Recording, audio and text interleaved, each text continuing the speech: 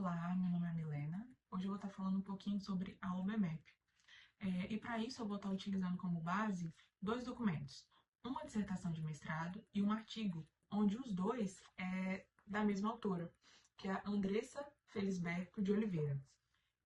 O seu mestrado, ele traz como título, né, a sua dissertação, OBMEP, Interfaces de uma Política Educacional na Condução da Matemática Escolar, onde essa dissertação foi orientada pelo professor doutor Moisés Gonçalves Siqueira Filho, foi publicada no ano de 2023,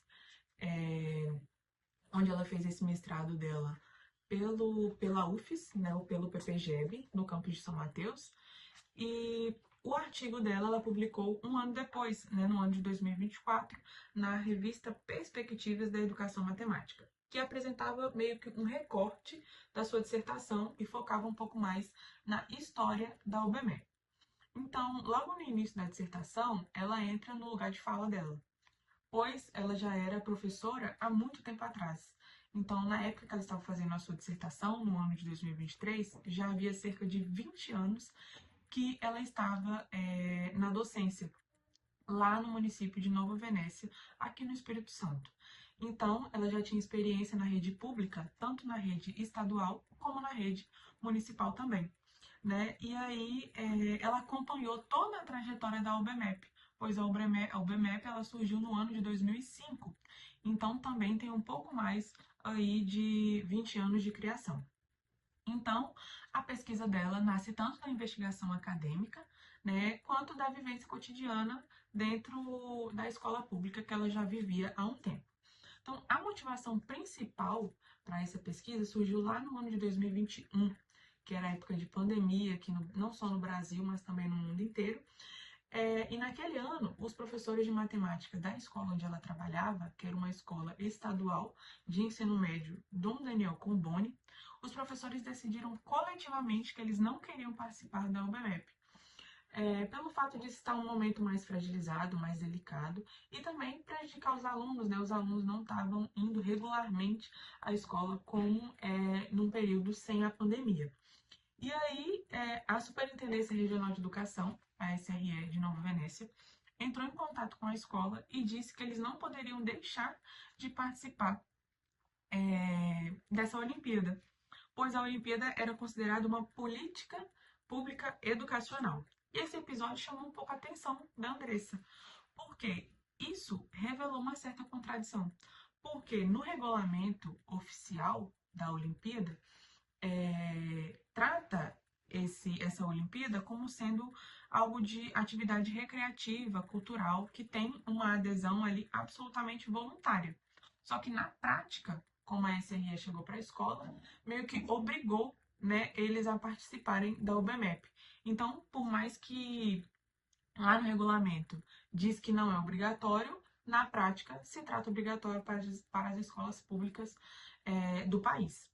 E aí, a partir dessa experiência, surgiram algumas dúvidas, alguns questionamentos da Andressa, como, por exemplo, de que forma a UBMEP atua no ensino da matemática, quais são os seus impactos e se ela realmente promove a inclusão social, que é um dos objetivos da UBMEP, e principalmente quem essa política pública se destina.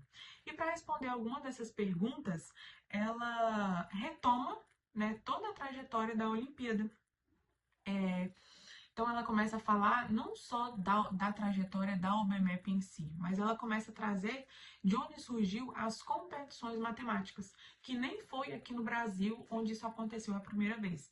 Então, quando se fala de competição matemática, isso surgiu lá na Hungria em 1894, há muito tempo atrás, com os chamados concursos eótimos.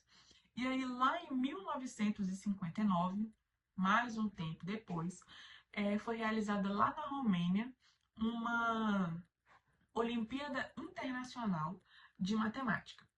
E aí o tempo foi passando e aqui no Brasil algo desse tipo só foi acontecer lá no Ceará por conta de um projeto que um professor lá criou.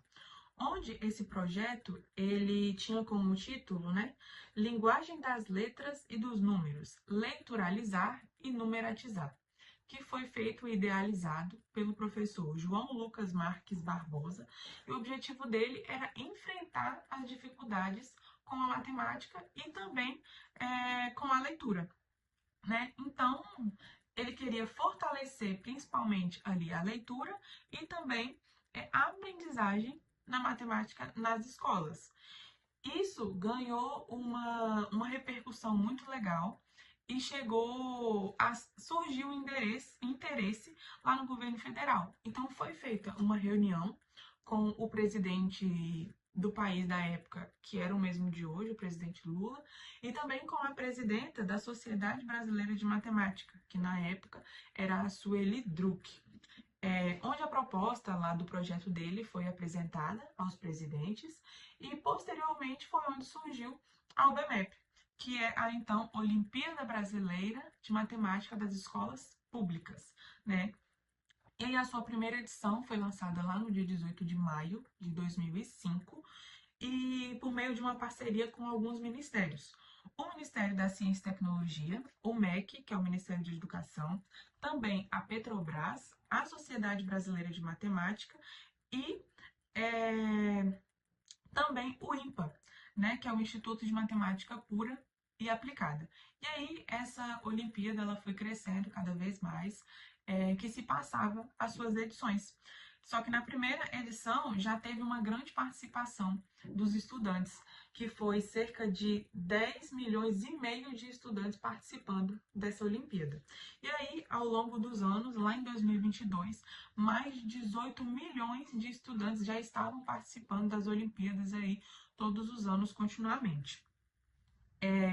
Então, esses números mostram que a UBMEP ela cresceu bastante do seu início até os dias de hoje, né? A cada edição que ia se passando. Só que isso não era suficiente para a professora Andressa, né? Ela queria algo mais.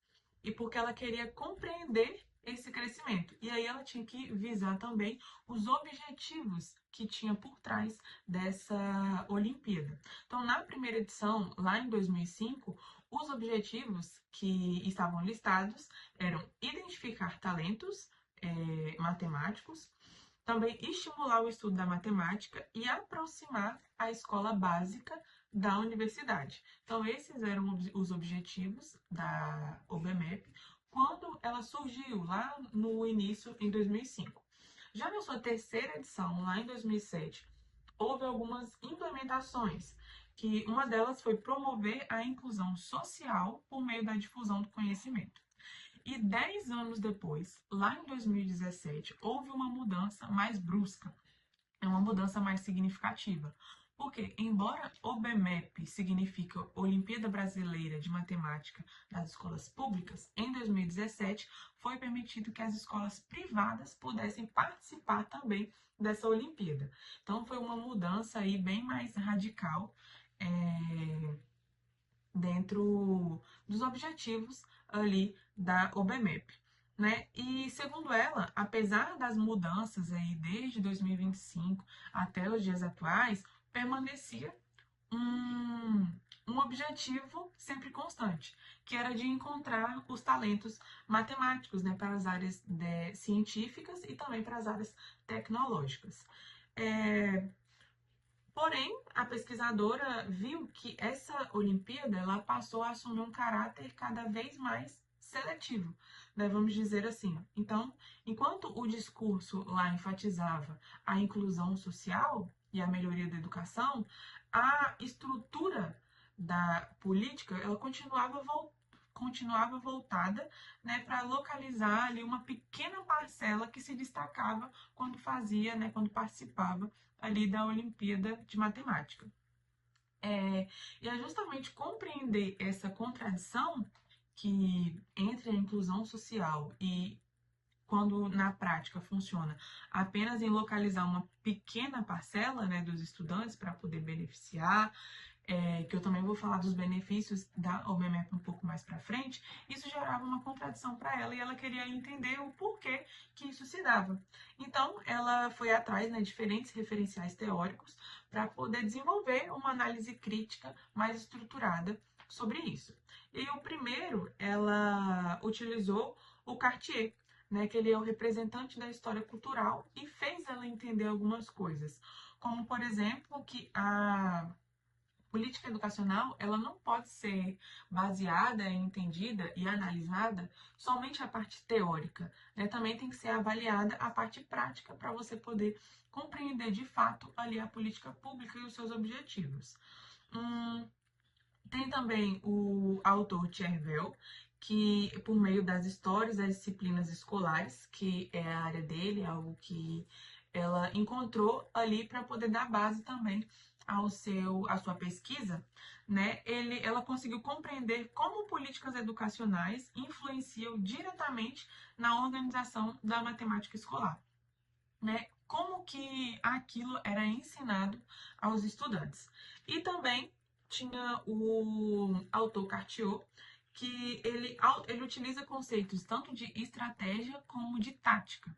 E aí ela utilizou isso para poder entender também um pouquinho mais sobre os objetivos ali da UBMEP, que as estratégias eram desenvolvidas por aqueles que ocupavam posições de poder, né, e de organização para com ela, e as táticas eram as formas que eram encontradas pelos indivíduos para poder lidar com isso daí, né? Para poder lidar com essas imposições. Então, aplicando essa ideia, ela julgava a OBMEP como uma estratégia do Estado. Por quê? Ela chega às escolas como uma política já definida. Então, embora isso tenha lá no papel que as escolas podem, por exemplo, optar se querem ou não, né, fazer a UBMEP, mas a SRE, no caso dela, meio que obrigou a escola toda a participar da UBMEP, né? Não deixa como algo optativo, né? Por mais que esteja lá no papel como tal, mas trata como uma política pública obrigatória. E aí foi isso, nesse episódio de 2021, que trouxe ela todos esses questionamentos para que ela pudesse realizar esse tipo de pesquisa para que a gente pudesse estar acompanhando agora. Ela também utilizou o Foucault, né, o autor Foucault, para poder analisar ali um pouco das ideias e entender também que a avaliação ela não serve apenas para poder medir o conhecimento dos alunos, dos estudantes, mas também para poder classificar, hierarquizar e exercer também o controle ali sobre os indivíduos. E assim, a OBMEP ela passa a ser compreendida como um instrumento que diferencia os estudantes por meio das premiações, sejam elas medalhas, as menções honrosas que são distribuídas aí após a primeira fase, né? Então, enquanto alguns recebem esses reconhecimentos e oportunidades acadêmicas também, que eu já vou falar de todos os benefícios que a OBMEP pode trazer para um estudante, para um aluno, saía muitos alunos sem ter essas medalhas, sem ter esses reconhecimentos, sem ter essas oportunidades acadêmicas, onde era bem maior os alunos que não tinham isso do que os alunos que recebiam esses benefícios, né? Então, ela criava, a UBMEP cria ainda, né, no caso, sucesso, essa ideia de sucesso para poucos e fracasso para muitos. Então, como que acontece aí a inclusão social, se é isso que na prática acontece de fato, né? Então, essa interpretação conduz à principal tese ali da Andressa para poder estar fazendo essa pesquisa. E aí ela funciona principalmente como um mecanismo de seleção dos estudantes que são considerados talentosos ali na área científica e também na área tecnológica. E aí, dentro da pesquisa dela, ela faz uma citação do Marcelo Viana, que era o diretor do INPA na época. Segundo, ele diz que a matemática representa aproximadamente R$ 1 trilhão para o PIB brasileiro, o que representa cerca de 16% do impacto econômico do país. Então, a matemática, ela é para o país algo de extrema importância para nós, para um desenvolvimento aqui enquanto cidadania também. E aí, muito importante enfatizar que a autora ela não questiona, né, a importância da matemática para o desenvolvimento, né? A crítica dela está exatamente no fato de que essa valorização econômica que existe, ela não é distribuída para todos, mas sim para uma pequena parcela dos estudantes. E aí, nesse contexto, ela faz um questionamento. Se a matemática ela é tão estratégica para o desenvolvimento do país, por que os investimentos específicos eles são destinados aos estudantes considerados talentosos? E por que os outros, que não são considerados como esse todo esse talento, eles são excluídos dessas oportunidades? Então, são alguns questionamentos que surgem aí na cabecinha dela. E aí é muito importante também que o slogan da própria Olimpíada traz algo desse tipo, que o slogan é o seguinte: somando novos talentos para o Brasil. Então, só confirma, né, aquilo que eu falei no início, que os objetivos, por mais que foi mudando desde 2005 para cá, a parte de encontrar novos talentos continua sendo o objetivo principal na prática dessa Olimpíada aí. E aí, para ela, isso sintetiza. Então, mesmo com as mudanças ocorridas ao longo do tempo, isso ainda prevalece, né? Esse caça-talentos. Um outro ponto também muito importante foi uma fala que ela coloca da Dilma Rousseff, que ela falou em 2012, que é sobre um discurso de meritocracia, né? Onde ela diz que é uma festa de meritocracia, porque nesse discurso ela afirma que qualquer estudante pode ter um mérito ali, pode alcançar bons resultados, tanto nessa Olimpíada quanto em outros tipos de prova, apenas pelo esforço individual. E aí, independente da origem do estudante. Né? Então, ao analisar os resultados da Olimpíada, a Andressa não tomou isso como verdade, ela foi analisar, ela teve uma interpretação diferente do que essa fala que a Dilma teve na época. Porque, segundo a autora, né, a Andressa, ela percebeu que escolas como escolas militares, escolas federais e instituições eram de onde vinham a maior parte dos alunos que recebiam as premiações. Né? Então, essas escolas, muitas delas são escolas que os alunos já passam por um processo seletivo para poder entrar ali. E os alunos que não são aprovados nesse processo seletivo, ele acaba indo para as escolas de rede estadual e municipal. Não dizendo que são escolas ruins, né, que também oferecem uma educação de qualidade para a maioria dos estudantes do país.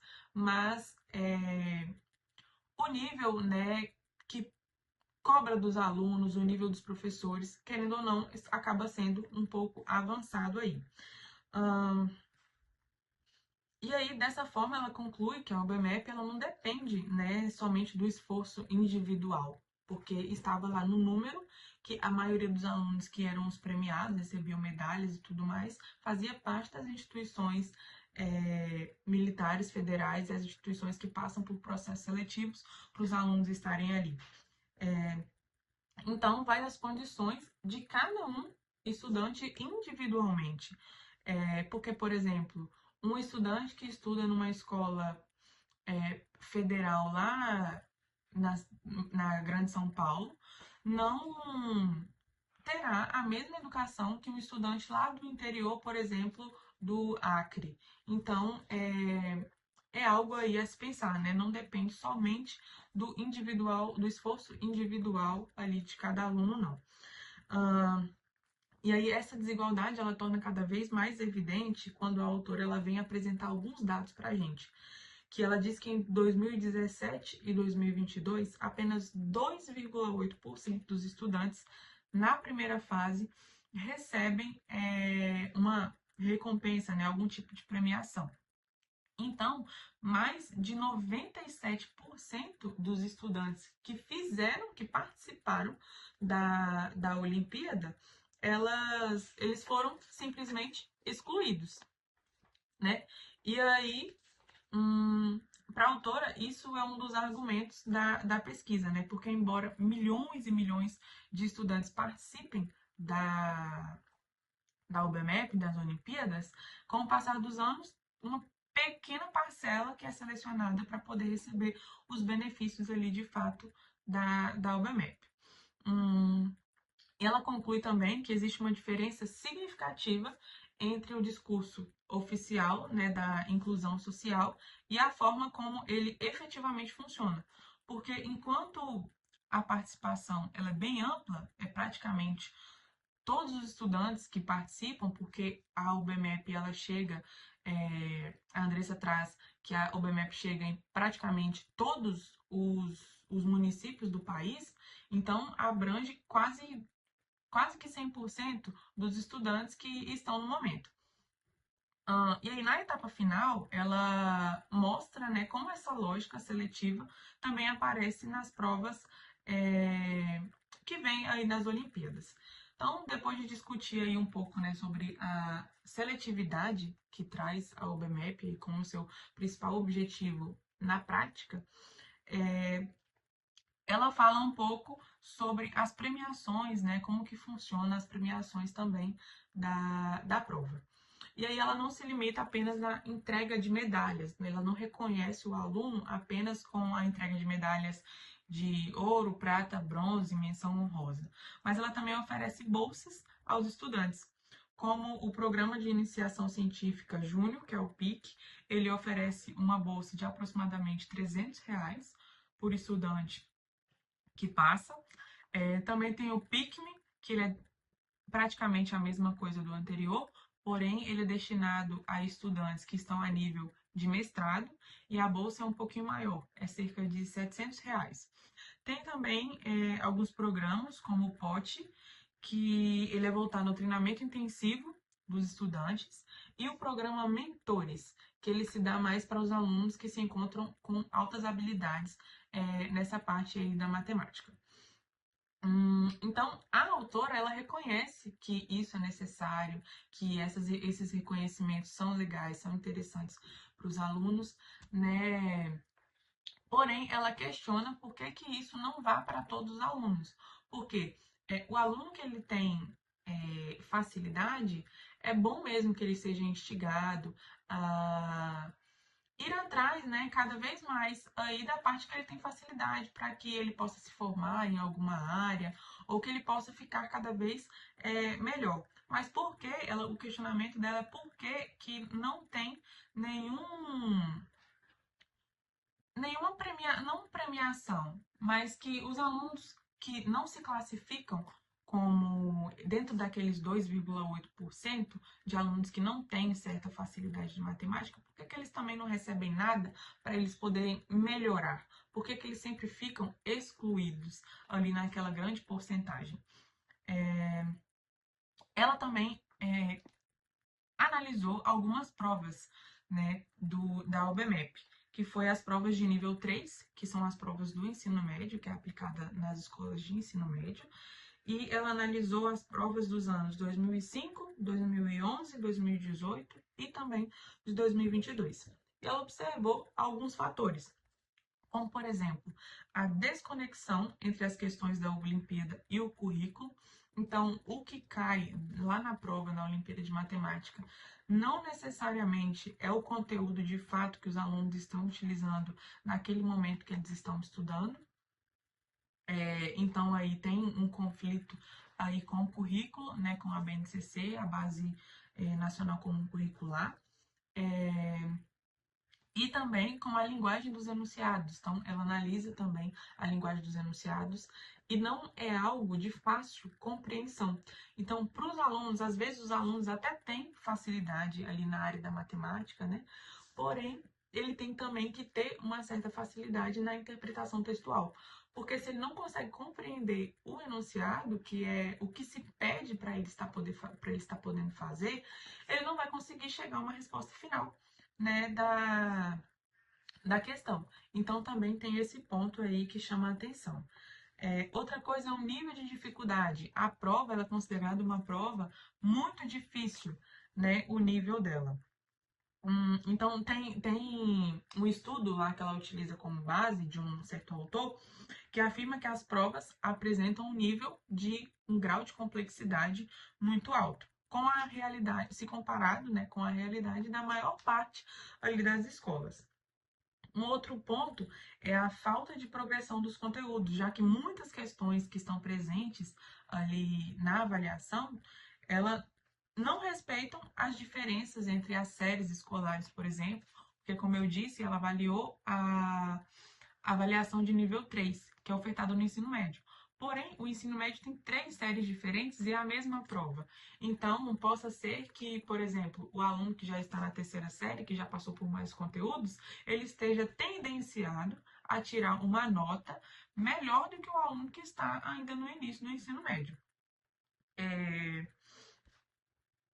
Uma outra coisa também é o regionalismo, porque nos enunciados das questões fala bastante sobre ambiente urbano, região sudeste. Os alunos que não são da região urbana ou da região sudeste, eles podem acabar ficando deslocalizados, e isso pode também prejudicar aí o entendimento deles para com a questão ali no momento. Outro ponto também muito importante é a representação de gênero, porque traz bastante nos enunciados das questões os estereótipos ali tradicionais, onde a figura feminina ela é tratada como uma dona de casa, como empregada doméstica, né? Como cozinhar, lavar roupa, organização de festas, enquanto quando nós estamos falando da figura masculina dentro das questões ali da OBMEP, já trata de personagens dentro dos esportes, quando se fala de algo de força, quando se fala de viagem, desafios de lógica, geralmente quando fala sobre isso, está ligado à figura masculina. E um outro ponto também, não só dentro dos enunciados, mas também quando a gente fala dos resultados dessa competição aí da Olimpíada, ela analisou que no ano de 2022, de todo mundo que recebeu uma premiação, os que receberam a premiação de medalha de ouro, apenas 16,7% dos premiados eram mulheres. Então, ela também discutiu isso na sua dissertação do seu mestrado. Então, ao reunir todos esses elementos aí, né, quando ela analisou as avaliações da OBMEP, ela concluiu que a OBMEP ela não pode ser entendida apenas como não pode ser entendida apenas como uma competição escolar, né? Mas na visão dela, isso consolidou como uma política pública de avaliação em larga escala, sendo comparada aí como, por exemplo, o SAEB e o IDEB, que também são avaliações externas aí, porém de larga escala. E segundo ela, essa política aí, né, que tem os padrões, tem os critérios aí padronizados, que nem sempre consideram as diferenças aí entre os alunos, né, sejam elas sociais, econômicas ou regionais. E aí isso traz uma consequência, né, que além de avaliar os estudantes, também influencia ali para com os professores, porque os alunos estão sendo avaliados a partir daquela prova, e quem ensina os alunos são os professores. Então, os professores também acabam sendo avaliados, querendo ou não, de forma indireta. Né? E também a organização da escola, a condução do ensino de matemática de cada lugar, de cada região. E essa pesquisa, ela também traz para nós, né, um significado muito importante aqui para o Espírito Santo. Apesar de que ela também já é do Espírito Santo, então ela já mostra esse resultado para a gente. Porque, historicamente, né, os órgãos como o SEDU e a SRE lá de Nova Venécia, ela já influencia o trabalho docente. Como ela mesma disse, né, que ela, lá na época de 2021, eles decidiram que não queriam participar, e a SRE acabou obrigando eles. Então, acaba influenciando aí também. E evidencia, né, que a política ela pode ultrapassar esse caráter voluntário, né, descrito lá no regulamento. Então, acaba ultrapassando isso daí. Não é cumprido de fato o que está no regulamento oficial da Olimpíada.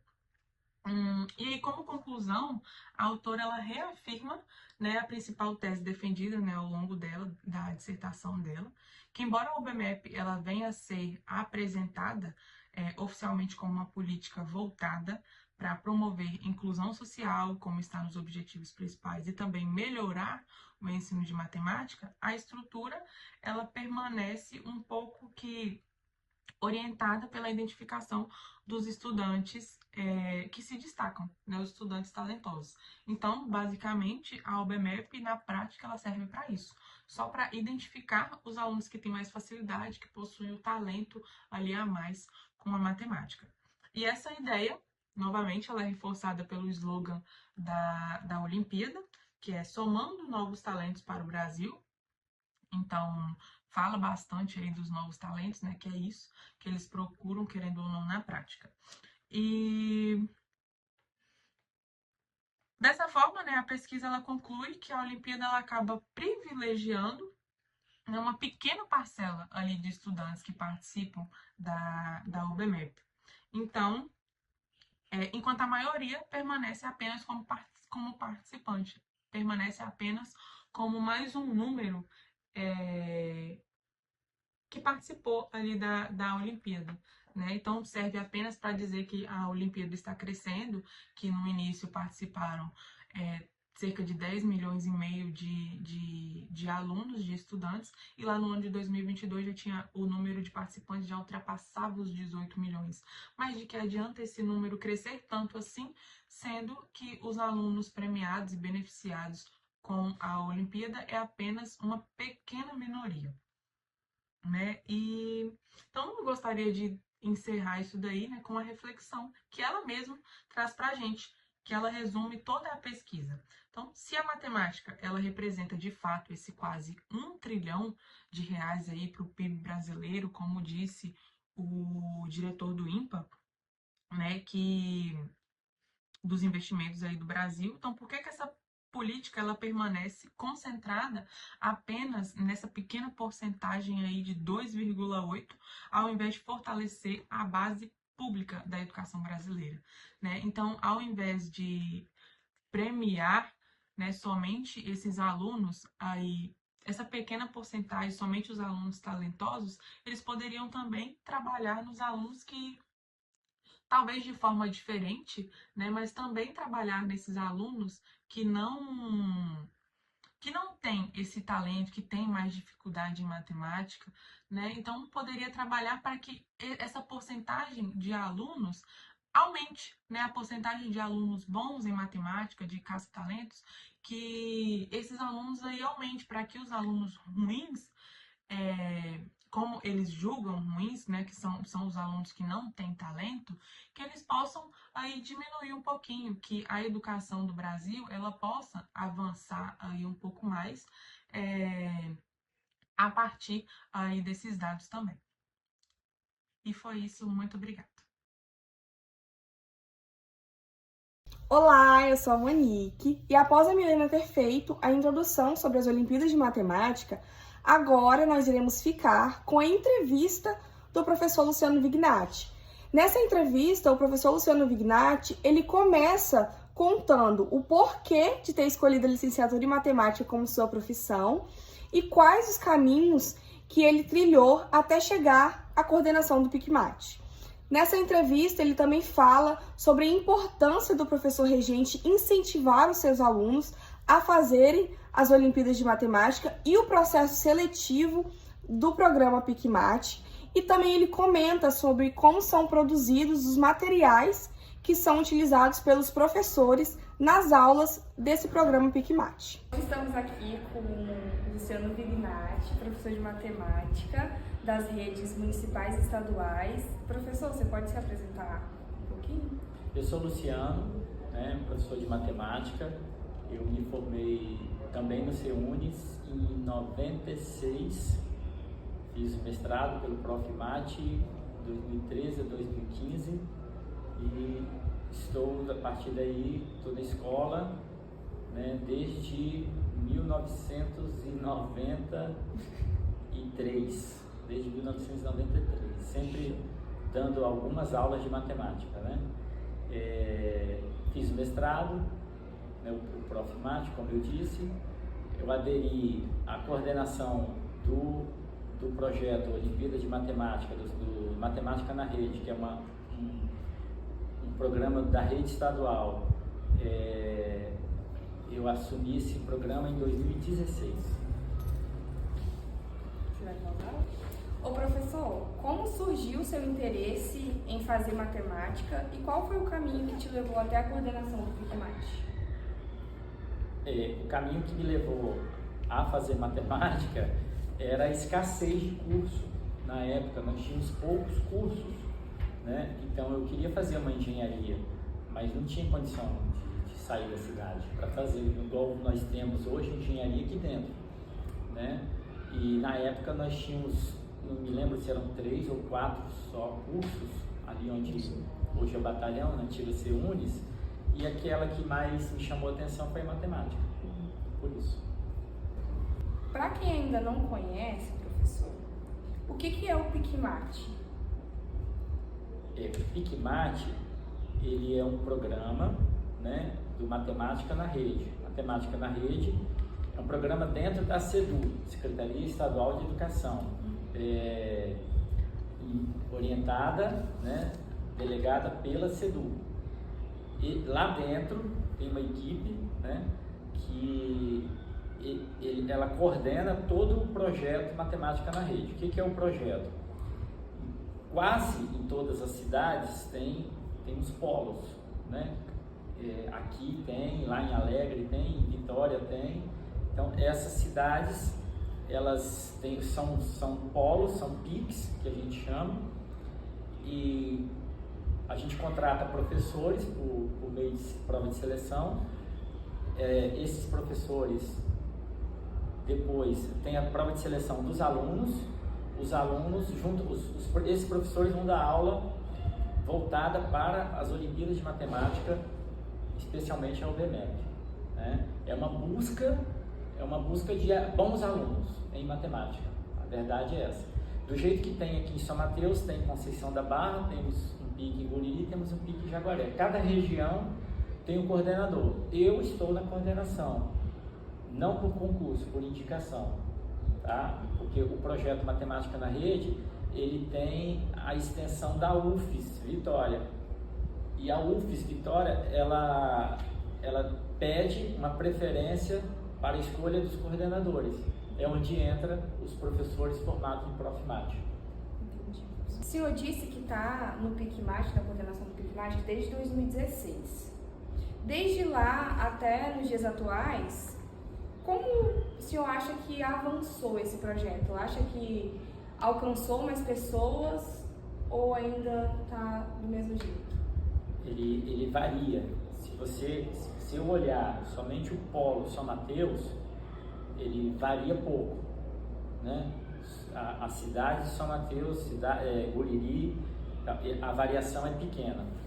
Mas a pequena que eu quero dizer é que nós tínhamos um polo no Marita Mota, agora a gente tem um polo no Marita Mota e em Guriri. Que antigamente nós trazíamos os alunos de Guriri para cá com recursos, né, onde que entrava a prefeitura do transporte. Aí nós resolvemos parar com isso e deixar somente em Guriri. Mas olhando no âmbito estadual, ela está crescendo e vem crescendo cada vez mais. A ideia é colocar um polo ou mais, um PIC, que a gente diz, um PIC ou mais de um em cada cidade. Mas hoje tem, na região norte, nós temos em Montanha, em Braço do Rio, em Conceição da Barra, indo mais para a região noroeste, Nova Venécia, Vila Pavão, Jaguaré, já voltando para o norte, Pinhares. Então sai carregando cada cantinho, depende da procura. Se tiver aluno procurando e engajado, professor engajado, a coisa vai crescendo. Professor, como que é feita a preparação dos estudantes para as competições? Existe um currículo específico? Tem, por isso que existem os coordenadores. Eu não sei quantos coordenadores são ao todo, mas tem eu aqui, tem o Demetrios em Linhares, tem o Michel em Vitória, tem o Giovanni, Arará, tem o Paulo, então deve ter uns 12, mais ou menos, 10, 8, 9, 10, 12 coordenadores. Esses coordenadores, antes do projeto começar, lá em final de janeiro, início de fevereiro, a gente se reúne e já começa a montar o material para os professores. As aulas mesmo vão começar agora dia 31 de maio, mas a gente já está se preparando desde fevereiro.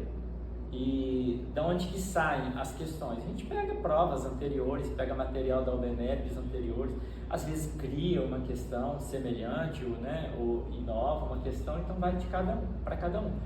A gente se separa em grupos, os coordenadores, e a partir daí um grupo de álgebra, um grupo de combinatória, um grupo de geometria. A partir daí a gente vai desenvolvendo as questões. Depois a gente pode até ir trocando elas. Aí o currículo é o mesmo, no Espírito Santo tudo. Espírito Santo todo. Não era antigamente. O bonito aqui que deu a ideia. Por que não a mesma aula aqui aplicar lá em Alegre, aplicar em Vitória, onde é que ele, né? Aí eles gostaram da ideia, porque eu fazia minha aula aqui e dava para os professores. Lá de Linhares fazia outra aula e dava para o professor. Eu falei, não, vamos montar uma coisa só. Eles gostaram da ideia. Hoje o mesmo material que é usado aqui é usado na região centro e na região sul. Olá, boa tarde. Meu nome é Atos. Vou dar continuidade ao término da entrevista com o professor Luciano que minha colega Monique iniciou. Bom, nessa parte agora nós vamos ver os bastidores do projeto, né? Então tudo está relacionado tanto ao professor quanto ao professor-aluno, a formação do professor relacionado à prova do BMEP. E também depois no final o professor Luciano vai dar uma dica também, né, para os futuros professores que desejam entrar nessa área do projeto, né, das Olimpíadas de Matemática. Então, para essa primeira questão, eu quis perguntar ao professor quais eram os seus maiores desafios pedagógicos que ele enfrenta, né? Como que essa iniciação olímpica ela se articula com o currículo tradicional de uma sala de aula e mesmo selecionando os melhores alunos, por que esse trabalho ainda continua tão complexo? Então, segue aí a resposta do professor. Professor, quais são os maiores desafios pedagógicos no trabalho com os alunos em iniciação olímpica? E de que forma as Olimpíadas se articulam com o currículo escolar regular? O grande desafio pedagógico que a gente tem com os alunos é a defasagem mesmo, né? Então a gente pega os alunos, a gente faz uma prova de seleção. Eles fizeram, foi sábado passado agora, eles fazem 8 questões, 10 questões, a gente escolhe as questões e aí chega lá o aluno acerta 4, 5, 8, 2, passou. Aí quando ele cai lá na sala de aula, as nossas aulas são voltadas para as questões das Olimpíadas, totalmente fora do currículo escolar. É a defasagem, é o aluno saber fazer uma equação, resolver uma equação, é o aluno esquecer uma potência, é o aluno não trabalhar com números racionais, não saber adicionar, multiplicar as 4 operações como frações, por exemplo. É essa dificuldade que a gente tem, né? Por mais que a gente faz a seleção dos alunos, mas você não fez a seleção dos alunos, você está pegando aluno bom. Tá, estamos pegando aluno bom, mas mesmo assim os alunos bons, eles têm uma dificuldade, eles têm uma defasagem. Essa parte do ensino fundamental, né? Essa é parte do ensino fundamental e também do ensino médio. Também do ensino médio, que nós temos nível 1, 2 e 3. Aqui tem o nível 3. Geralmente a procura é bem menor no nível 3. As salas do nível 1 e do nível 2 enche sim. O nosso limite é 25 alunos, né? Mas a sala do nível 3 não dá 10. É a procura. Como podemos ver, o professor Luciano ele deixa bem claro que o principal problema que ele enfrenta nesse projeto é a defasagem dos alunos. Essa defasagem de questões de conceitos básicos da matemática.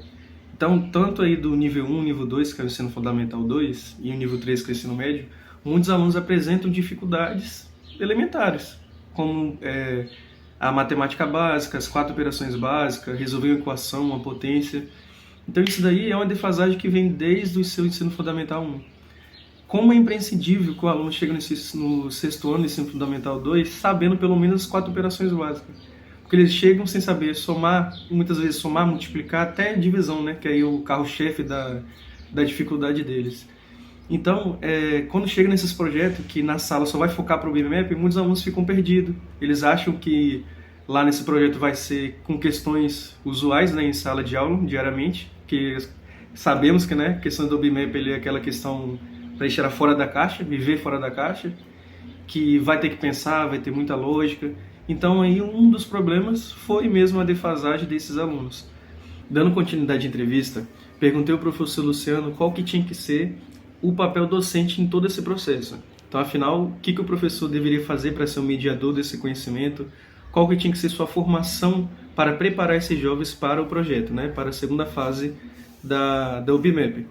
Então, segue a resposta do professor Luciano. O que ele segue é segundo a nossa orientação, né? O material que nós montamos. 90% são listas de exercícios das OBMAPs anteriores, né? Voltada a uma semana de álgebra, outra semana de geometria, outra semana de combinatória. Depois para a reunião do coordenador com os professores de novo. Alimenta os professores de novo. Depois os professores vão para com os alunos, sempre aos sábados. Combinatória, álgebra, geometria. Aí vai rodando esse tipo de aula até chegar à prova da segunda fase. Lembrando que a prova da UBMAP, esse projeto, ele está visando a prova da segunda fase da Olimpíada. A primeira fase ele vai fazer na escola por conta dele, sem aula nenhuma. A gente faz aulas voltadas para a segunda fase da Olimpíada, buscando medalhas. Você tinha feito uma outra pergunta. Os professores, a formação dos professores. A gente vai de acordo com a procura. Tem em São Mateus, tem uma concorrência. Então, nós aplicamos a prova de seleção, apareceram 10 candidatos, onde 3 foram escolhidos aqui, 2 foram escolhidos em Guriri, e 2 escolhidos em Aguaré e 1 em Conceição da Barra. Então, aproveitamos quase que todos, nem sei quantos deu aí, 3, 4, 5, 6, 7, 8. Dos 10, nós aproveitamos 8. Suponhamos que no meio do caminho algum professor desista. Pelo edital a gente vai lá e tenta resgatar. Mas tem cidade que não tem candidato. Tem cidade que não tem professor candidato. Que ninguém quer trabalhar o sábado, né, a mais. O mais que receba. Mas esse professor, ele pode, na carência, vai pegar um aluno de matemática que esteja fazendo a graduação, se ninguém aparecer. Tá? Aí, no caso, o nível de formação vai contra também, né? É de acordo com a procura. Então, o relato do professor Luciano, ele deixa bem claro que o papel do professor ele tem que ser mesmo um mediador no seu conhecimento. Então, como que é feito esse processo? O professor, ele pega a lista de exercícios anteriores, né, principalmente de questões anteriores, que foi da UBMAP nas edições passadas, e vai fazendo todo um apanhado com os alunos, né, tirando dúvidas e tudo mais. E quando não tem professores formados, ele abre também espaço para alunos de graduação, que ainda não estão formados. Então a gente consegue ver aí uma defasagem do número de professores que querem participar desse projeto. Então ele abre espaço para alunos que estão em graduação, né, como a gente, para ensinar os alunos, preparar eles para a segunda fase do BIMEP. Então, para encerrar nossa entrevista com o professor Luciano, pedi ele que deixasse uma mensagem para os licencianos em matemática. Eu queria saber quais eram as dicas que ele iria dar para os futuros professores que estão pensando ou já estão trabalhando, preparando os alunos para as Olimpíadas de Matemática ou até mesmo para entrar para o projeto do PicMart. E a resposta dele aí foi um alerta para o futuro do projeto também e também das Olimpíadas. Que mensagem você deixaria para os estudantes de licenciatura em matemática que desejam atuar nas Olimpíadas ou projeto de extensão como o PicMart? Eu deixo uma mensagem de que eu estou ficando velho e o programa não pode acabar. Né? Nós temos professores que abraçam muito o programa. Né? Eu estou indo para 52 anos, já há mais de 10 anos, já mexendo com Olimpíada. Desde quando eu entrei na escola eu sempre gostei, sempre aderi, sempre amei a Olimpíada. E que daqui a pouco eu estou aposentado e a mensagem é que fique para vocês mais novos, que a coisa não pode parar, tem que continuar. Só vai ter, a roda só vai girar se tiver gente ali, se tiver água, né? Se tiver e alimentando, senão a fonte seca. Nós temos um professor na UFES, em Vitória, que é um casal, né? O Florencio e a Luzia. O Florencio foi professor meu no mestrado, a Luzia, a esposa dele, ambos são aposentados, mas até hoje eles não largaram da matemática. E eles são os professores, além tem outros professores que apoiam o projeto. prepara material, corrige prova, estão nas reuniões, participando de palestra e etc. Só um detalhe, uma observaçãozinha, posso falar? O Estado, ele roda, a CEDU, o pessoal da coordenação, eles rodam todos os municípios durante o ano, de tempos em tempos, fazendo uma cerimônia de entrega de medalhas daquela região do ano anterior.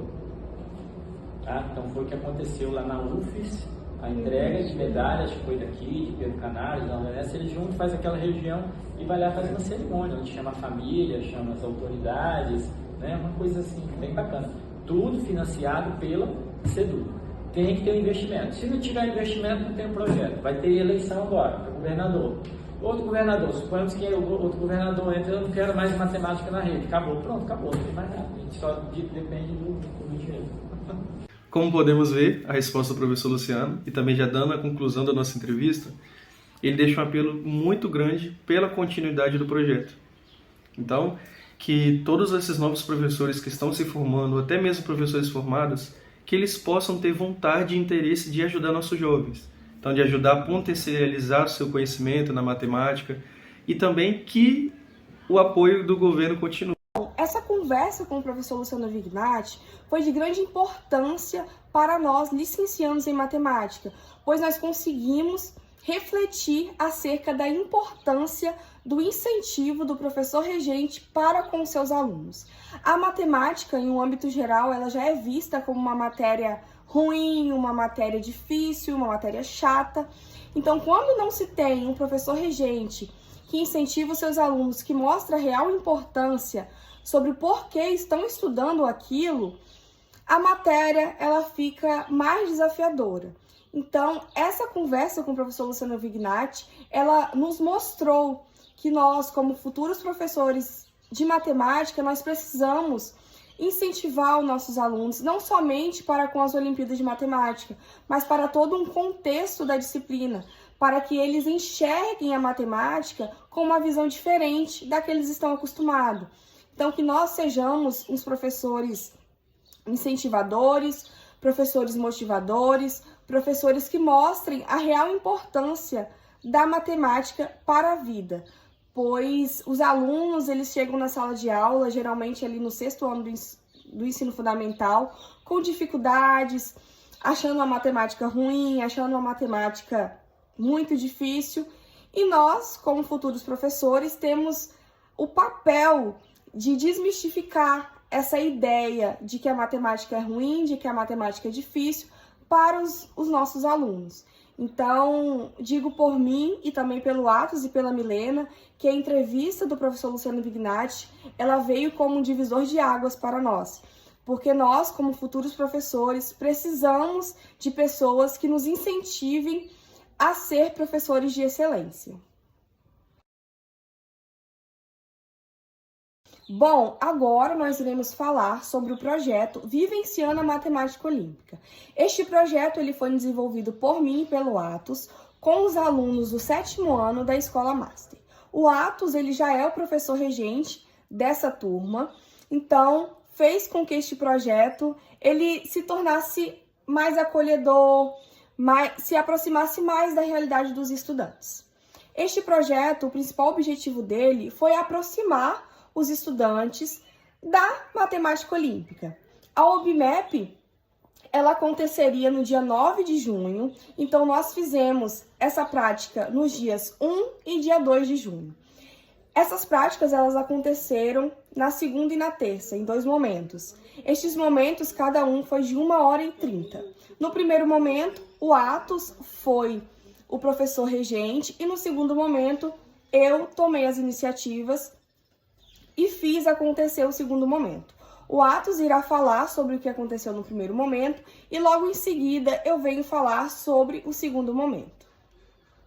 Vou falar um pouco sobre nosso primeiro dia do projeto.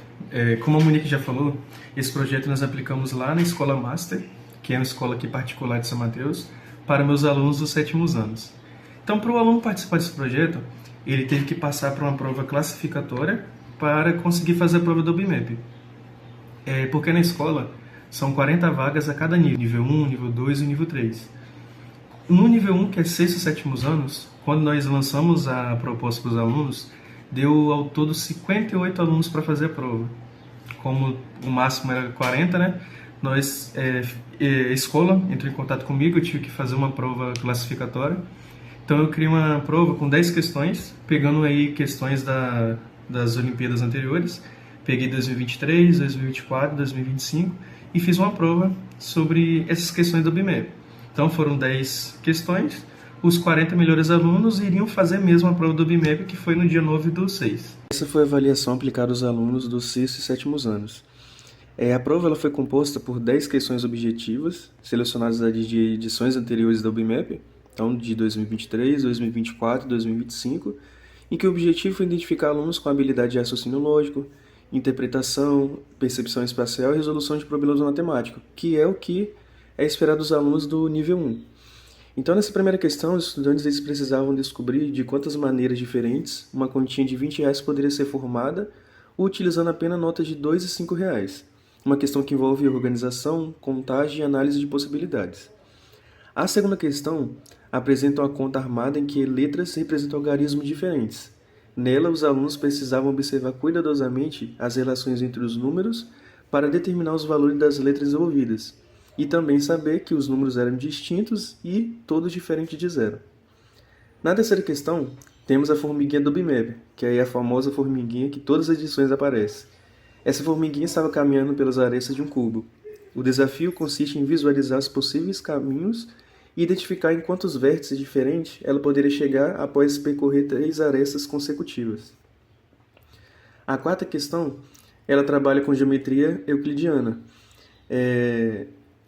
onde o aluno eles teriam que analisar uma folha retangular dobrada de maneira diferente para determinar o perímetro obtido após cada dobra. Na quinta questão, utilizando uma ilustração com um gato e um cachorro, os estudantes precisavam saber interpretar as medidas apresentadas e descobrir a diferença de altura entre os dois animais. A sexta questão envolve coloração de regiões. O desafio era encontrar o menor número de cores para pintar a figura, garantindo que as regiões vizinhas recebessem cores diferentes, ou seja, o menor número de cores possíveis para pintar essa região. Na sétima questão, os alunos trabalharam com operações de raciocínio algébrico, a partir de 4 números, cuja soma era conhecida. Foi necessário descobrir qual valor havia sido subtraído de cada um deles. A oitava questão exigiu percepção visual e análise geométrica. A partir de uma fotografia parcialmente recortada de um colar, os estudantes deveriam identificar qual figura poderia completar corretamente a imagem original. Na nona questão, os alunos precisavam comparar diferentes representações numéricas, incluindo frações, números decimais, organizá-la em ordem crescente e identificar a posição solicitada. Por fim, a 10ª questão apresenta a situação de manobra em um estacionamento. O desafio consiste em planejar a sequência de movimentos para liberar um caminhão utilizando o menor número possível de deslocamento. Então, essas questões selecionadas contemplam diferentes áreas da matemática e valorizam principalmente o raciocínio lógico, que é uma das características marcantes da prova do BIMEP. Essas questões aí, todos os 49 alunos fizeram, e apenas 40 foram selecionados. Começando aí o primeiro dia, fiz com eles uma dinâmica que se chama Atravessando o Papel. Essa dinâmica tem como nome Atravessando por Dentro do Papel. Foi um exemplo que utilizei através da palestra do professor Pedro Malaguti, quando ele estava falando sobre desafios que podemos usar sobre topologia. Pedro Malaguti, no seu vídeo, ele chama a atenção da geometria da borracha ou topologia, onde o foco não são as medidas rígidas, mas sim as propriedades que se mantêm quando deformamos o objeto sem rompê-lo. Ao realizar a atividade, você desafia a intuição geométrica dos alunos, que inicialmente acreditam ser impossível passar por dentro de um papel tão pequeno, e utiliza o raciocínio dedutivo para encontrar uma solução estratégica. A lógica por trás dos cortes em zigue-zague é transformar a superfície da folha em um grande anel, preservando as bordas laterais para não romper as dimensões ou a continuidade do papel, mantendo o objetivo conectado do início ao fim. Essa experiência se conecta diretamente às dimensões topológicas, de que o professor Pedro Malaguti explicou na sua palestra, como os experimentos com as faixas de Möbius, onde um corte simples produz resultados inesperados, com uma faixa maior em vez de 2 separadas. Assim como na palestra, a dinâmica mostra que a matemática permite esticar as possibilidades de um objeto através de transformações contínuas, provando que, com criatividade e pensamento topológico, podemos resolver problemas que parecem impossíveis à primeira vista. O primeiro dia ele ficou destinado para fazer a correção dessas 10 questões da prova classificatória. Então ficou na minha responsabilidade fazer essa correção. Chegando na sala, peguei questão por questão, dei algumas dicas para os alunos, fiz a correção delas no quadro. Como dito anteriormente, o primeiro dia do projeto foi dedicado à revisão das questões aplicadas nessa prova classificatória. O objetivo principal desse encontro foi proporcionar aos alunos um primeiro contato mais aprofundado com o estilo das questões cobradas na Olimpíada, trabalhando estratégia, interpretação, raciocínio lógico e resolução de problemas. Durante a atividade foram utilizadas questões selecionadas de provas anteriores ao BIMEP, escolhidas por apresentar diferentes níveis de dificuldade e por abordarem habilidades importantes para a participação dos estudantes na competição. Inicialmente, os alunos tiveram a oportunidade de observar cada situação-problema e refletir sobre possíveis caminhos para a resolução. Em seguida, realizamos a correção coletiva no quadro, discutindo detalhadamente cada etapa necessária para chegar à resposta. Ao longo das explicações, procuramos destacar não apenas o resultado final, mas principalmente o processo de pensamento envolvido na resolução de cada questão. Foram apresentadas dicas, estratégia de organização das informações, formas de interpretar corretamente os enunciados e maneiras de identificar padrões matemáticos que facilitam a resolução de problemas. A participação da turma foi bastante positiva durante toda a atividade. Os estudantes demonstraram interesse pelas questões apresentadas, fizeram perguntas, compartilharam suas ideias e buscaram compreender os diferentes métodos utilizados para resolver um desafio. Então, como nós podemos observar aí nas fotos, nos vídeos que foram passando, os alunos gostaram bastante dessa revisão. No final, eles também ainda perguntaram algumas questões. No outro dia de manhã, quando eu cheguei na sala, alguns, nossa tio, não sabia dessa questão que ele fazia assim, gostei bastante da revisão. E ficaram bem ansiosos para o segundo dia, que era a prática com a professora Monique. Então, a Monique agora vai dar continuidade na atividade prática, onde ela vai falar como que ela vai aplicar nessa atividade que aplicou na sala, trouxe algumas questões novas, questões relacionadas ao BIMEP, questões que davam uma ênfase para o BIMEP e no final terminou aí com o Kahoot. No segundo momento deste projeto, nós tivemos de início uma folha de atividade com 10 questões, onde essas questões elas foram todas inspiradas da OBMEP. Os alunos eles tiveram 10 minutos para poder começar a fazer essas questões e tentarem executá-las de uma forma em que eles conseguissem entender. Após esses 10 minutos, eu fui para o quadro para poder corrigir essas questões. Tivemos muitos alunos que tiveram estratégias diferentes, que tiveram uma forma de pensar diferente de outros. Então, nós também incentivamos estes para ir até o quadro e mostrar como foi que fizeram. No final, eu vou deixar algumas fotos. Então, tivemos muitos alunos que apenas chutaram e conseguiram acertar. Tiveram alunos que realmente fizeram contas, realmente pensaram e que também acertaram. Após esse momento de troca de descobertas, de estratégias, nós fomos até o laboratório de informática e aplicamos um Kahoot, onde os alunos ficaram extremamente competitivos uns com os outros. E esse Kahoot, ele teve também 10 questões e ele foi de forma individual, para que representasse realmente o dia da OBMEP. Então, após esse Kahoot, nós tivemos um pódio de primeiro, segundo e terceiro lugar, onde nós entregamos uma medalha completamente simbólica para esses alunos que ficaram nos 3 primeiros lugares. Entregamos também um certificado para todos os alunos e uma lembrancinha. Após esse momento de simbologia de realmente uma competição, nós fomos para o encerramento, onde ali nós agradecemos eles pela participação, onde nós tivemos também um momento de culminância, onde teve cachorro-quente, bolo, refrigerante, e eles se sentiram realmente amados, realmente acolhidos e realmente se pertenceram para aquele momento. Após a aplicação da OBMEP, que foi no dia 9, nós tivemos uma notícia muito boa, que o Atos compartilhou que 2 dos alunos que participaram do projeto, eles foram para a segunda fase. Na escola particular, apenas 2 alunos de cada nível vai para a segunda fase. E tivemos o privilégio de ter, do nível 1, 2 dos alunos que participaram deste projeto. Esses 2 alunos, eles foram os alunos que estavam no pódio de primeiro e segundo lugar, onde eles conseguiram atingir notas de 15 e 14 acertos.